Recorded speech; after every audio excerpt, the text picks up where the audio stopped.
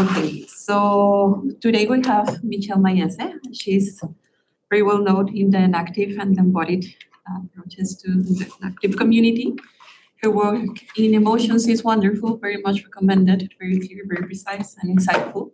And we're going to have her today talking about about white ignorances and habits of the mind. It's a pleasure to have you here, Michelle. I'm very much looking forward to hear your talk. And thank you for accepting our invitation. Yeah, thanks for inviting me. I'm a little sick. Hopefully I won't have like a coughing or a sneezing fit midway through. I did take some cold medicine, so hopefully that will help. I'm going to share my screen. Yeah.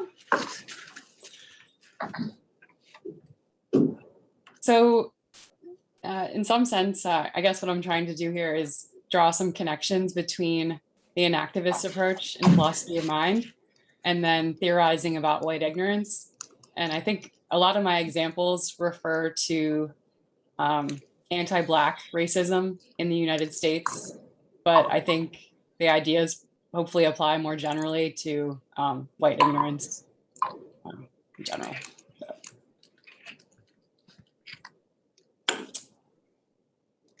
So, and this is going to be rather brief, but the general notion of white ignorance as it appears in the literature, Charles Mills is one of the proponents, and he points out that mainstream epistemology has been largely individualistic, and it has ignored the ways in which class, racial, or gender situatedness impacts what and how people know.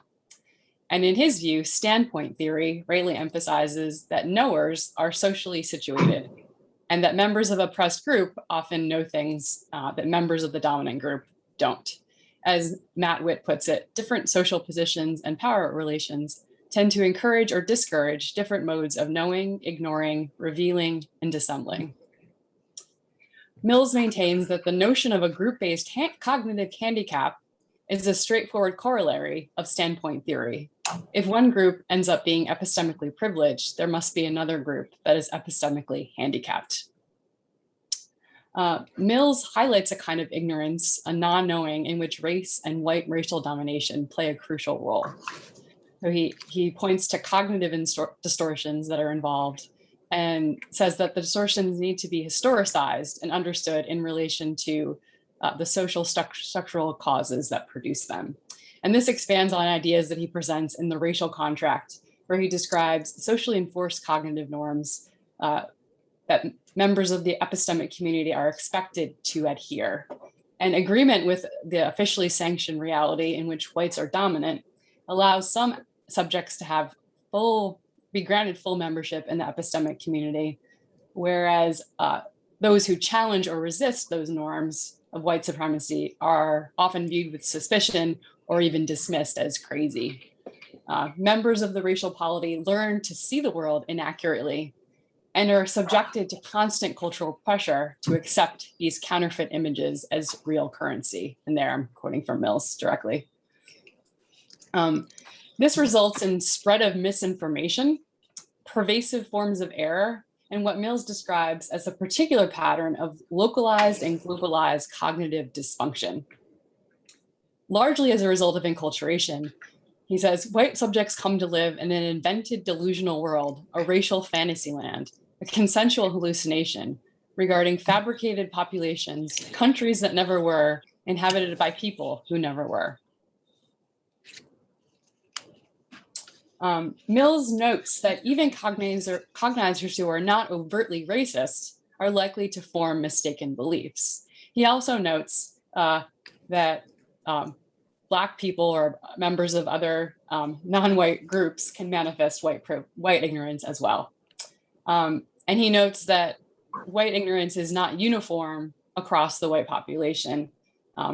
Some white people are largely able to overcome it, and thus it is best understood as an epistemic or cognitive tendency, one which is not insuperable. There is an important distinction to be made between white ignorance that is willful and that which is tacit or structural, as Mills describes it. This corresponds to a distinction between someone who is directly or even intentionally racist and someone who is indirectly racist as a result of social structural forces. In the former sort of case, ignorance might be deliberately cultivated, and white people might even strategically feign ignorance as a tactic of domination, just pretend not to know any better. But my focus is going to be on white ignorance that is tacit, which is generated largely systematically by way of various social forces. To suppose that white ignorance is always a charade, I think, would be to overlook the structural forces that enculturate white people as ignorant. Along these lines, Mills points to subjects' socialization into a racist belief set, inherited culture and tradition, inculcated social amnesia, skewed inferential patterns, and a deficient conceptual apparatus. One example is how white supremacy is maintained through historical amnesia and the management of memory. As I began working on this paper in the summer of 2021, this past summer, the United States commemorated the 100th anniversary of the Tulsa Race Massacre in Oklahoma. And many people were commenting on how they had never learned about these events in school.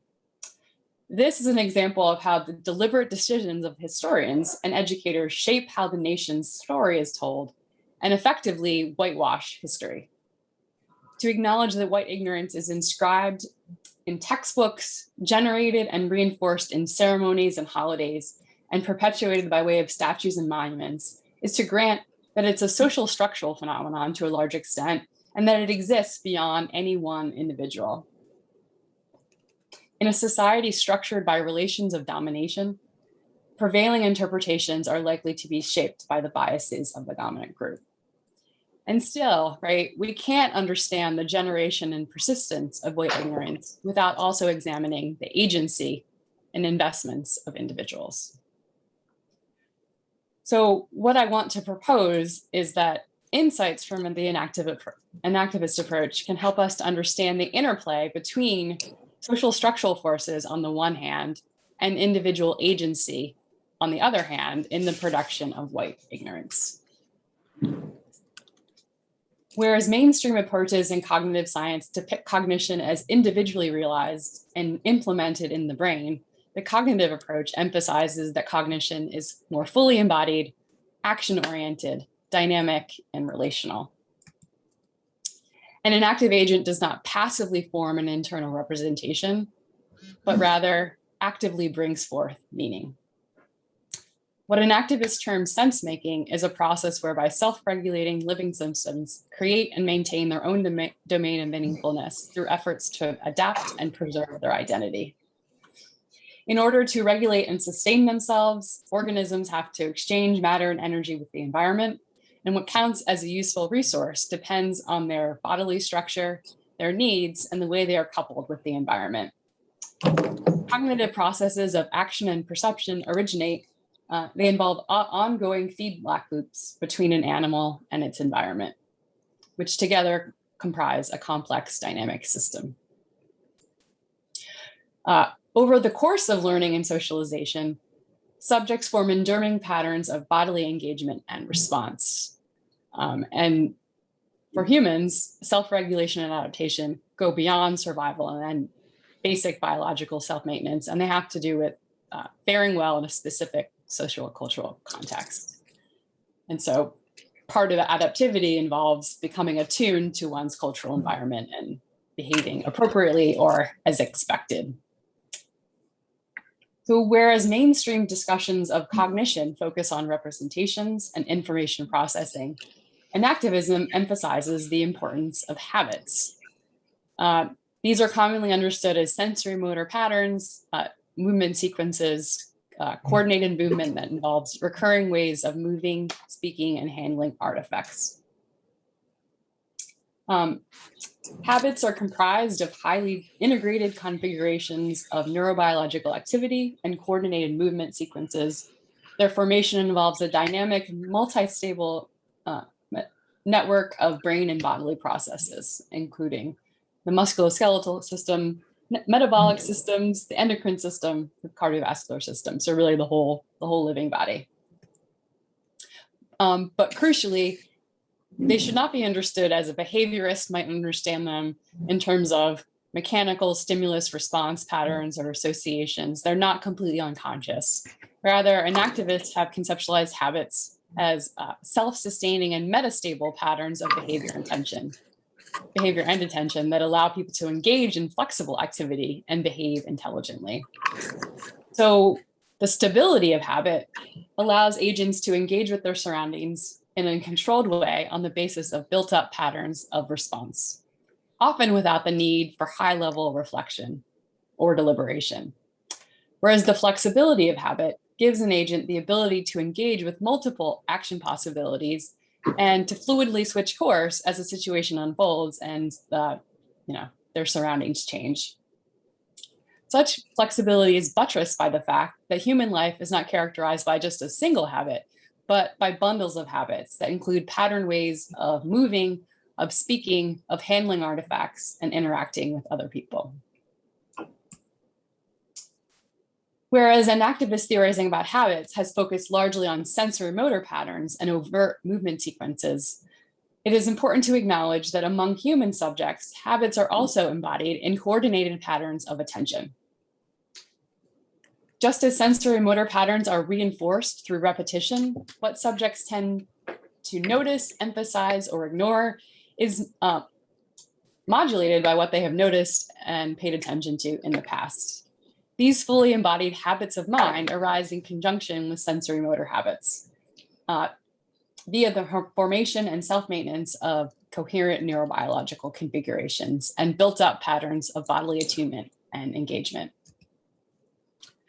These built-up patterns of response allow for various forms of coordinated activity and are central to various cultural practices. These include things like speaking a language, playing a sport, performing in a job. All of these habits are normative insofar as they're acquired through training, instruction, socialization, and they are subject to evaluation or assessment. So building on these ideas, many habits, develop over the course of continued interaction with a culture as subjects develop recurring patterns of response. Shared cultural practices scaffold individual enactments of meaning by prescribing and normalizing certain modes of engagement while prescribing and perhaps pathologizing certain others. Those who have internalized a cultural techne or set of cultural expectations, they develop dispositions to participate in practices fluently and also to correct people who don't participate appropriately. Thus, understand cultural forces as not just a set of attitudes, but also a dimension of the local social regulation system. This notion of habit allows us to make sense of this idea that there's a genuine sense in which we internalize social influences and norms so that our living bodies become socially saturated. Insofar as social norms and expectations regulate and mold agents' habits of behavior and attention, they modify their neurobiological dynamics and thereby become anchored in people's bodies in a quite literal sense. How does this occur? Well, I think it occurs by way of coordination, reciprocal bodily attunement, and mutual modulation. Coordination can be understood as the non-accidental correlation between two or more coupled systems, so that the behavior matches to a degree far beyond what is expected, given what those systems are capable of doing. Examples include synchronization, mirroring, anticipation, and So once two or more interactors are part of a coupled system, their expressions, behaviors, and bodily dynamics begin to modulate those of the other participants. They coordinate their activity on the basis of shared expectations about what each participant is going to do next. And this sort of reciprocal bodily attunement begins when we're infants and then grows more complex and sophisticated over time. Building on these ideas, my proposed mind-shaping thesis says that human agents are fully embodied and that their habits are partially determined or shaped by the social world. For agents immersed in a complex social world, there is mutual modulation of the participants in accordance with shared expectations and social norms, so that particular habits become ingrained and come to operate as a matter of common sense. To a large extent, mind shaping is enabling, right? It helps us to think and to engage in various kinds of activity. Insofar as a social domain is defined by the production of normatively constrained acts, mind shaping is inevitable. And the enaction of social life is possible only because of some degree of heteronomy, right? By abiding by norms and expectations that are largely independent of oneself. Cultural norms are internalized and enacted not just as individual habits, but as forms of coordinated social interaction. In these interactions, there is a reliable expectation that other people will respond to, complement, or complete one's own actions. These shared expectations allow each participant in the interaction to take on social roles and to act in situationally appropriate ways.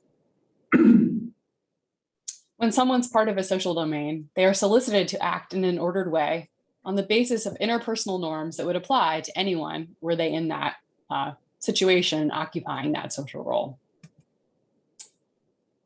Yet by belonging to this social domain, people augment their cognitive and agential powers. And so this is the sense in which mind shaping often is constructive and enabling. And bodily habits and skills often have this emancipatory aspect in the sense that they anchor us in the world, allow us to gauge what sorts of response a situation calls for, and enable us to carry out fine-grained adjustments to our activity in order to meet the demands of our situation. For example, it's only because there is always already the normative social structure of a shared language that we are able to speak. Language is a form of social coordination. In conversational exchanges, emails, and elevator rides, we're constantly being coordinated and constrained, and we're doing the same thing to others. Yet although this structure partly determines and constrains what can or cannot be said, abiding by shared norms allows us to gain new communicative powers. For example, we can engage in brainstorming sessions with other people. Another example is how belonging to a consciousness-raising group can allow us to reflect on social norms, develop skills for resistance, and think of ways to bring about social change. And yet, precisely because we're molded by the social world, there's this tendency or danger that we might become over-determined by the social world. Ideally, habits are stable in the sense that they're on tap and readily available to guide and control our behavior, but also flexible in the sense that they allow us to shift course as needed. But habits can lose their residue of dynamic criticality, and they can begin to operate more like unchangeable automatisms. Bad habits reflect a comportment or mode of behaving and responding that has become so rigidly sentimented in the body that it puts an end to plasticity. As Dewey puts it, these bad habits possess us instead of us possessing them. Precisely because the way in which we are socially situated molds our habits of behavior and attention, these habits can become over-determined by social relations and structures. Social influences are over-determining to the extent that they operate covertly and they systematically undermine plasticity. We are often unaware of social influences, but those that must necessarily remain hidden from us in order to mold us those are the ones that threaten to oppress us or to result in overly rigid habits. This sort of overdetermination frequently is accompanied by subjects' lack of awareness of their having been shaped by social forces, and also lack of awareness of the meaning and consequences of that shaping. Because patterns of thinking, acting, and understanding increasingly become a matter of automated frames of reference, subjects begin to over-identify with social norms and structures, and they lose the ability to take up a critical distance from them. As a result, many people are not even aware of the extent to which social influences pose moral, interactional, and existential problems for them. In addition, in cases where social influences are overdetermining, feedback loops between the individual and the social world are quite one-sided, and there's little in the way of active contribution or experimentation on the part of individual. Instead, scripts are often enacted unthinkingly, and people become less aware of gauging the relevance of a broad range of considerations. To see how habits of mind might become overly rigid, can consider how whiteley scripts often are internalized at an early age and become embedded in people's language, feelings, and behaviors. This poses a threat to plasticity insofar as subjects may become stuck in particular patterns of behavior and attention. Racist habits include things like suspicious surveilling in shops, micro-invalidating people of color, dominating conversations. And these habits often are unthinking, repetitive, and routine. Subjects become less responsive to relevant considerations and stuck in particular patterns of thinking, feeling, and acting. And what I'm going to suggest is that overdetermined habits of mind, or really epistemic habits that are associated with white ignorance, make it difficult for white subjects to attend to relevant considerations, integrate different kinds of information, and revise their beliefs in response to available evidence. And general discussion builds on work about racist habits of mind. From a young age, subjects are socialized into epistemic communities in which there is an officially sanctioned reality. At the heart of this reality is white normativity, which involves the centering of Europeans and Euro-Americans as normal, ideal, or even exceptional. Those who internalize white normativity habitually view white bodies, identities, and cultural practices as normal, natural, and right, and they may exhibit a lack of interest in learning about the experiences of people of color. Facts are routinely selected and interpreted in accordance with this general framework, so that whiteness is viewed as coextensive with full humanity, and non-white others are cast as savages who are less than fully human. Once these assumptions are established in the social mindset, they become ingrained and difficult to resist. And to understand racism as an inflexible habit is really to emphasize how rooted in the body it is, and how by virtue of being anchored in the body, it becomes second nature and constitutes people's routine patterns of engagement that often is unthinking and unreflective and very operates at this basic bodily level. Other theorists have emphasized racialized perception. So Al-Sajid describes racializing vision as rigid and immobile, where past interpretive patterns are congealed as schema, and future responses are projected and mapped in advance based on the ossified schemas of the past. As Witt points to a socially sanctioned and habituated way of being, a mode of actively, unintentionally maintaining areas of lucidity and perception by resisting new knowledge, counter-testimony, and recalcitrant experience.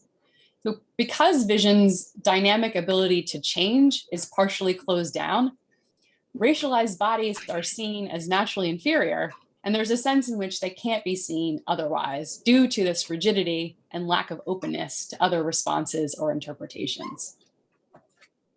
The perception of Black men as dangerous, for example, may be routinized through repetition and without meaningful room for variation. So George Yancey describes a white woman who encounters a Black man on an elevator. She does not really see him, he says, and she does not make any effort to challenge how she sees him. Insofar as racializing vision circumscribes what she sees, it narrows and distorts her vision so that alternative interpretive possibilities effectively are closed off. Overdetermined habits of mind make it difficult for this woman to attend to relevant considerations and potentially revise her judgments and interpretations in response to the available evidence. So building on this work, I argue that white ignorance can be understood as a set of overly rigid habits of mind that distort how subjects interpret evidence, make decisions, and form judgments. Insofar as these epistemic habits distort people's ability to reason and evaluate information and view their world critically, they cause them to become stuck in specific patterns of meaning making. Whereas some habits like openness and curiosity would facilitate the development of knowledge, the habits associated with white ignorance operate as crystallized inhibitors that impede knowledge and understanding. These are the kinds of habits that prevent subjects from gathering evidence of racism, discourage them from drawing proper inferences if they do gather the evidence, and prevent them from taking responsibility for racism should they accept it. And I'm going to point to at least 4 sorts of epistemic habits that contribute to white ignorance, and there may be more. First, agents who display subjective ignorance habitually rely on more intuitive forms of reasoning when it comes to race-related topics. When someone is intuitively related to their values, they have a habit of reacting immediately and without reflecting on the value itself. In many cases, they simply defend beliefs and attitudes that are congruent with those that are common in their social community. And they are rewarded oftentimes with social acceptance and approval.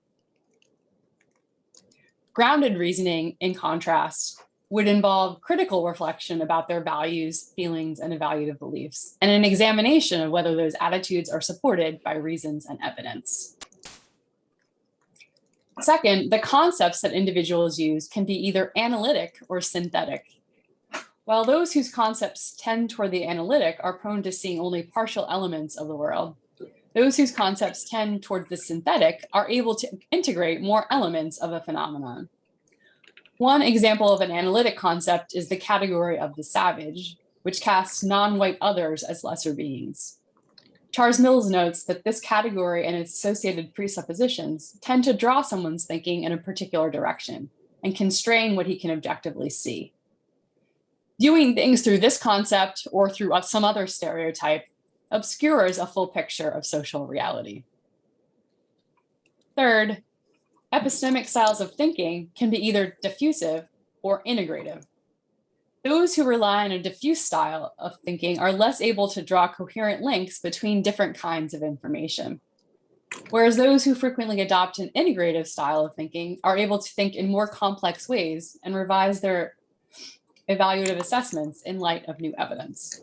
Someone who sees the world in a more integrated way, for example, will see the interrelationships between race-based discrimination, past and present, poverty, and the policies and social processes that produce it.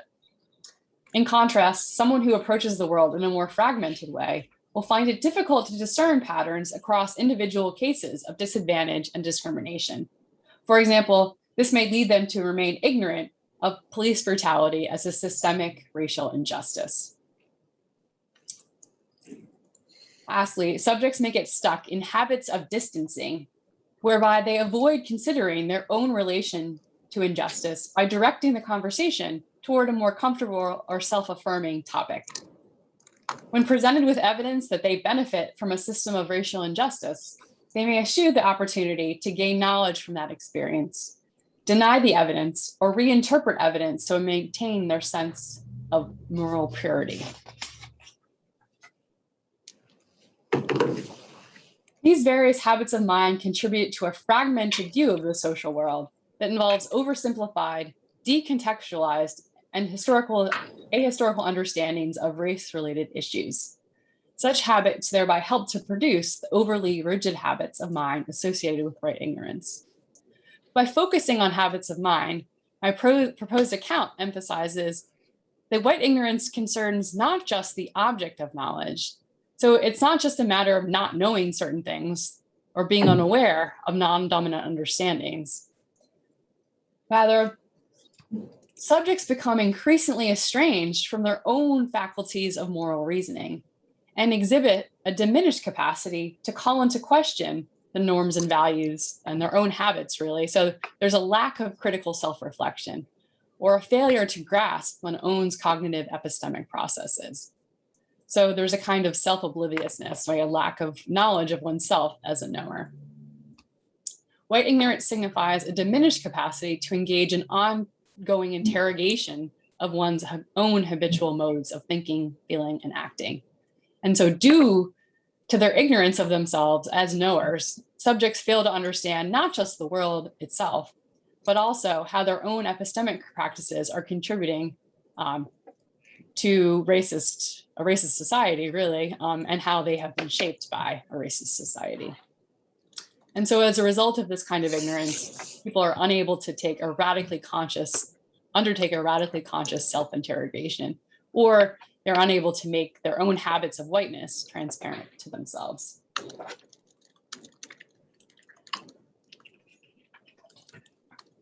But so far, there would be a danger in my account that I'm simply emphasizing the role that social forces have on molding people. If white ignorance is located in people's unconscious habits and their bodily constitution, does that mean people are largely incapable of both behaving ethically and understanding themselves as unethical? There's a worry that my account underemphasizes the agency of white people and neglects their investment in whiteness. White ignorance doesn't entail merely a lack of knowledge or a gap in information. Jose Medina points to active ignorance that involves misrecognition and occurs with people's active participation. For all, if we conceive of white people as being constituted by habits that are completely beyond their control, and we neglect the central role played by individual interests in the reproduction of white privilege. Although white people are not necessarily consciously conspiring to maintain a facade of obliviousness, they frequently contribute to their own ignorance due to self-interested motives. So they are co-creators of the world, even as they are subjected to it.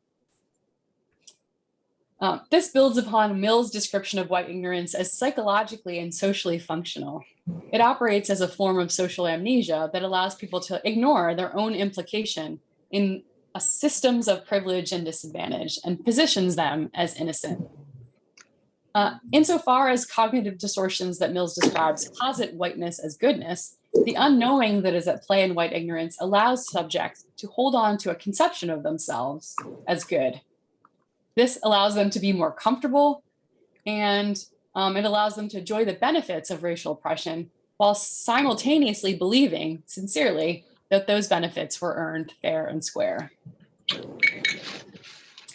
But yet another reason why habits may become sentimented is that they allow someone to find equilibrium, and namely to gain social acceptance, approval, to fit in. After all, challenging white normativity may very well result in being regarded with suspicion or dismissed as unreasonable by members of one's immediate social group. So, last bit, gesturing towards avenues for resistance. Activism really emphasizes, though, that although social norms do regulate people's behavior, their behavior is not fully determined by social norms and practices. Habits operate somewhere between the controls of reason and practical deliberation and the forces which bypass the reach of reasoning and deliberation. Habits do become anchored in the body, but nonetheless, people are sometimes able to change their habits. Through efforts of the agent, habits can be modified, eliminated, people can develop new habits. The individual is not simply shaped, but is also an active shaper. This is captured by enactivist claims that 1, the individual agent actively brings forth a world, and 2, there are self-reflexive feedback loops between the individual and the environment. Regarding the first, it's important to note that agents bring forth what counts as a relevant consideration or action possibility on the basis of their concerns and interests. Faced with a myriad of practical or cognitive options, it's the agent herself who determines which of these possibilities will be actualized. Her behavior is underdetermined by her environment. Regarding 2, human agents are not simply shaped by the social world, they also help to mold the social world through their active and reactive contributions and responses. Ideology and social expectations are not internalized wholesale. The way an agent engages with the social world, whether she complies with or resists social norms, makes an important difference to her ongoing habit formation. There's a transactional back and forth between individuals and the wider social world. John Pertwee calls it mutual presupposition. so that the behavior of individuals is patterned by the social group, but that patterning of individuals also allows for the functioning of the social group. And so through their unique contributions, individuals can influence the workings of social institutions or resist these influences to varying degrees. And the way that they engage can make contribute to ongoing modification of the social world, so that ultimately existing norms can begin to fade away and new sociocultural practices can begin to take their place. And now I will, some selected references, and I'll stop sharing, and here we go.